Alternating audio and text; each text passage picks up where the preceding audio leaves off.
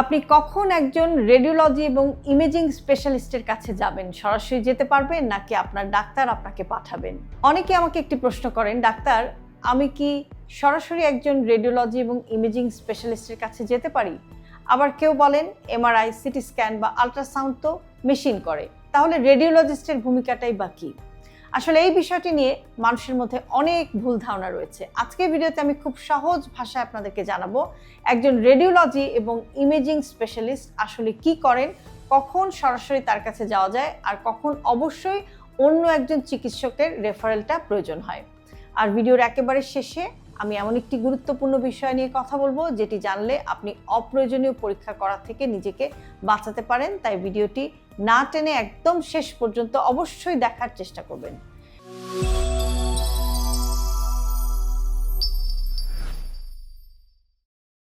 Radiology এবং imaging specialist কে? Radiology এবং imaging specialist এমন একজন চিকিৎসক যিনি বিভিন্ন ধরনের ইমেজিং পরীক্ষার মাধ্যমে রোগ নির্ণয়ে গুরুত্বপূর্ণ ভূমিকা পালন করেন, যেমন x ray, ultrasound, CT scan, MRI, mammography, Doppler ultrasound. শুধু রিপোর্ট লেখা নয়, অনেক ক্ষেত্রে তিনি রোগীর ইতিহাস, উপসর্গ এবং পরীক্ষার ফল একসঙ্গে বিচার করে চিকিৎসককে সঠিক সিদ্ধান্ত নিতে সাহায্য করেন। আমি কি সরাসরি রেডিওলজিস্টের কাছে যেতে পারি? এর উত্তর হলো হ্যাঁ, কিছু ক্ষেত্রে পারেন, আবার অনেক ক্ষেত্রেই আগে একজন চিকিৎসকের পরামর্শ নেওয়া ভালো। কখন সরাসরি ইমেজিং স্পেশালিস্টের কাছে যাওয়া যেতে পারে? যদি আপনি প্রেগন্যান্সি আল্ট্রাসাউন্ড করাতে চান, যদি আপনি ব্রেস্ট স্ক্রিনিং ম্যামোগ্রামের জন্য নির্ধারিত সময়ে যান যেখানে স্ক্রিনিং প্রোগ্রাম চালু আছে, ফলো আপ আল্ট্রাসাউন্ড করতে বলা হয়েছে আপনাকে, কোনো নির্দিষ্ট ইমেজিং পরীক্ষার জন্য আগেই পরামর্শ পেয়েছেন। অনেক প্রতিষ্ঠান এসব ক্ষেত্রে সরাসরি অ্যাপয়েন্টমেন্ট দেয়। কখন আগে চিকিৎসকের কাছে আপনার যাওয়া উচিত? যদি আপনার থাকে বুকে ব্যথা, হঠাৎ শরীরের এক পাশ অবশ হয়ে গেছে, শ্বাসকষ্ট, তীব্র পেট ব্যথা, দীর্ঘদিনের জ্বর, হঠাৎ দৃষ্টিশক্তি কমে যাওয়া, তাহলে প্রথমে একজন চিকিৎসকের মূল্যায়নটা জরুরি, কারণ সব সমস্যার সমাধান শুধু সিটি স্ক্যান বা এমআরআই নয়।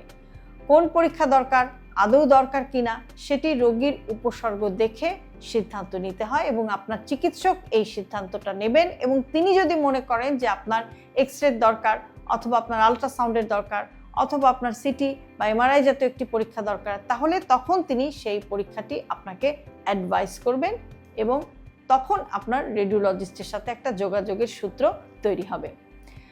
রেডিওলজিস্ট কি শুধু রিপোর্ট লেখেন? একদমই না। অনেক রেডিওলজিস্ট আল্ট্রাসাউন্ড নিজেই করেন, ইমেজ গাইডেড বায়োপসি করেন, ফ্লুইড অ্যাসপিরেশন করেন, বিভিন্ন ইন্টারভেনশনাল রেডিওলজি প্রসিডিউর করেন। অর্থাৎ তারা শুধু রিপোর্ট লেখেন না, অনেক গুরুত্বপূর্ণ চিকিৎসা সংক্রান্ত প্রক্রিয়াতেও তারা একদম সরাসরি অংশ নেন। যদি আপনার ডাক্তার পরীক্ষা লিখে দেন, তাহলে রেডিওলজিস্ট পরীক্ষা করার আগে দেখবেন কেন পরীক্ষা করা হচ্ছে, আগের কোনো রিপোর্ট আছে কিনা, কোন ধরনের ইমেজিং সবচেয়ে উপযুক্ত। কখনো কখনো প্রয়োজন অনুযায়ী পরীক্ষার ধরন পরিবর্তনের পরামর্শ দেওয়া হতে পারে। যে ভুলগুলো করবেন না, নিজের ইচ্ছায় ইন্টারনেট দেখে সিটি বা এমআরআই করাতে যাবেন না। একই সমস্যা নিয়ে বারবার অপ্রয়োজনীয় স্ক্যান করবেন না। পুরনো রিপোর্ট না নিয়ে নতুন পরীক্ষা করাতে যাবেন না। অনেকেই দেখা যায় যে ডাক্তারের চেম্বারে যখন যান তখন আগের কাগজপত্র নিয়ে যান না, বা কোনো পরীক্ষা আগে হয়েছে সেটা নিয়ে যান না। আমি আমার প্র্যাকটিক্যাল এক্সপিরিয়েন্স থেকেই বলছি। আমি নিজে একজন রেডিওলজিস্ট। যখনই আমি কোনো স্ক্যান করতে শুরু করি, কোনো আল্ট্রাসাউন্ড করতে শুরু করি, প্রথমেই আমার যে জিনিসটি জানতে হয় সেটা হচ্ছে যে রোগীকে আমি প্রথমে জিজ্ঞেস করি যে আপনি আগে কোনো পরীক্ষা করিয়েছেন কিনা, এই সংক্রান্ত কোনো পরীক্ষা আপনার আছে কিনা।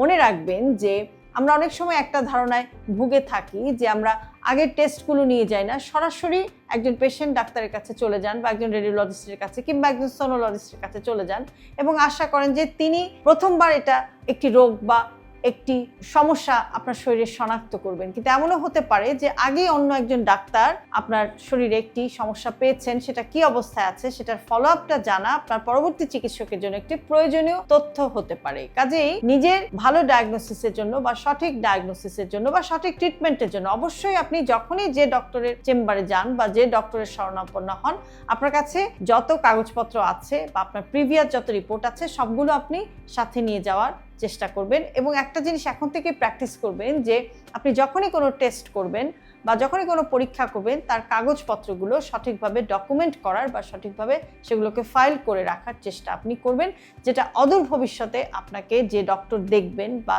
যে ইমেজিং স্পেশালিস্ট দেখবেন তার জন্য কিন্তু আপনার রোগটা সঠিকভাবে শনাক্ত করাটা অনেকখানি ইজি হয়ে যাবে। একজন ডাক্তারকে সহযোগিতা করা কিন্তু একজন রোগী হিসেবে আপনার নৈতিক দায়িত্ব। ভিডিওর শুরুতে সবচেয়ে যে গুরুত্বপূর্ণ বিষয়টির কথা আমি বলেছিলাম, এবার সেটাতে আসছি যে সবচেয়ে ভালো পরীক্ষা হলো যে পরীক্ষাটি আপনার আসলে সত্যিই দরকার। সবচেয়ে দামি পরীক্ষা নয়। অনেক মানুষ মনে করেন যে এমআরআই করলেই সব রোগ ধরা পড়বে। আসলে বিষয়টি কিন্তু এরকম না। কখনো একটা সাধারণ এক্সরে কিন্তু আপনার রোগ নির্ণয়ের জন্য যথেষ্ট, কখনো একটা আলট্রাসাউন্ডে আপনার জন্য বেস্ট চয়েস, আবার কখনো সিটি স্ক্যান বা এমআরআই এর মতো গুরুত্বপূর্ণ পরীক্ষারও প্রয়োজন হতে পারে। সঠিক পরীক্ষা বেছে নেওয়াটাই একজন চিকিৎসক এবং রেডিওলজিস্ট স্পেশালিস্টের বা রেডিওলজি ইমেজিং স্পেশালিস্টের সবচাইতে বড় দায়িত্ব। রেডিওলজি এবং ইমেজিং আজকের আধুনিক চিকিৎসা বিজ্ঞানের একটি অপরিহার্য অংশ। তবে মনে রাখবেন, ইমেজিং পরীক্ষা রোগ নির্ণয়ে সাহায্য করে, কিন্তু রোগীর ইতিহাস, শারীরিক পরীক্ষা এবং চিকিৎসকের মূল্যায়নের সঙ্গে মিলিয়ে কিন্তু সঠিক সিদ্ধান্তটা নেওয়া হয়। তাই অপ্রয়োজনীয় পরীক্ষা না করে সঠিক সময় সঠিক বিশেষজ্ঞের পরামর্শ নিন। আপনি কি কখনো এমআরআই, সিটি স্ক্যান বা আল্ট্রাসাউন্ড করিয়েছেন? কমেন্টে লিখুন হ্যাঁ কিংবা না। আর যদি চান পরবর্তীতে আমি আপনাদের সাথে আলোচনা করতে পারি সিটি স্ক্যান, এমআরআই, আল্ট্রাসাউন্ড কোন টেস্ট কখন করবেন, কোন উপসর্গের জন্য কোন টেস্ট করবেন, এ বিষয়ে আমি আপনাদেরকে আপনাদের চাহিদা অনুযায়ী ভিডিও দিতে পারি। ভিডিওটি শেয়ার করুন, কারণ এই তথ্যটি অনেক মানুষের অপ্রয়োজনীয় পরীক্ষা এবং খরচ কমাতে সাহায্য করতে পারে। স্বাস্থ্য এবং রেডিওলজি ভিত্তিক আরও সহজ নির্ভরযোগ্য তথ্য পেতে আমাদের সাথেই থাকুন। সুস্থ থাকুন, সচেতন থাকুন। হেলদি লাইফস্টাইলকে জটিল ভাববেন না। আপনার দৈনন্দিন জীবনের একেবারে ছোট ছোট অভ্যাসের পরিবর্তনই আপনাকে নিয়ে যেতে পারে একটি সুস্থ জীবনধারার দিকে। সে কারণে সব ভিডিওতে সবসময় আমি বলে থাকি হেলদি লাইফস্টাইল সিম্পলিফাইড। আজকে ভিডিওটি যদি আপনাদের কাছে ইউজফুল মনে হয় তাহলে অবশ্যই প্রিয়জনকে পাঠাতে ভুলবেন না। আর এরকম আরও ভিডিও প্রতিনিয়ত পেতে সাবস্ক্রাইব করুন আমাদের YouTube channel with doctor Shahnaz Chowdhury এবং ফলো করুন আমাদের Facebook page with doctor Shahnaz Chowdhury এবং ডক্টর শাহনাজ চৌধুরী।